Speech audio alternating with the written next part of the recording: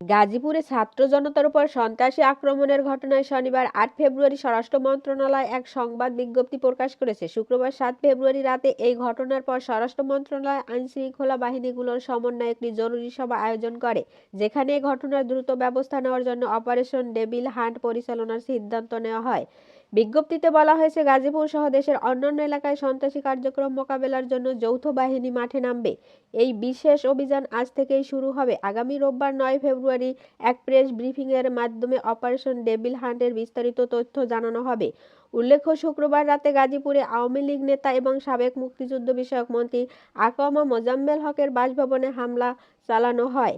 হামলায় কয়েকজন গুরুতর আহত হয়েছেন এবং পুরো এলাকায় আতঙ্ক সৃষ্টি হয়েছে।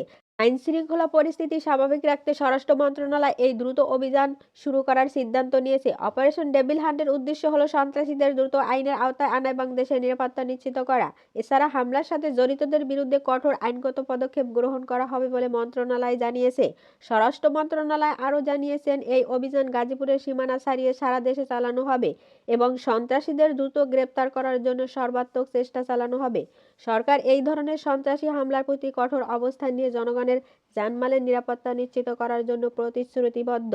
এদিকে গাজীপুরের ছাত্রদের উপর হামলায় জড়িতদের শাস্তি নিশ্চিত করতে সরকারের পক্ষ থেকে প্রতিশ্রুতি দেওয়া হয়েছে। স্বরাষ্ট্র উপদেষ্টা ইতিমধ্যে এ বিষয়ে মন্তব্য করেছেন এবং জানিয়ে দিয়েছেন, হামলাকারীদের কোনোভাবেই ছাড় দেওয়া হবে না।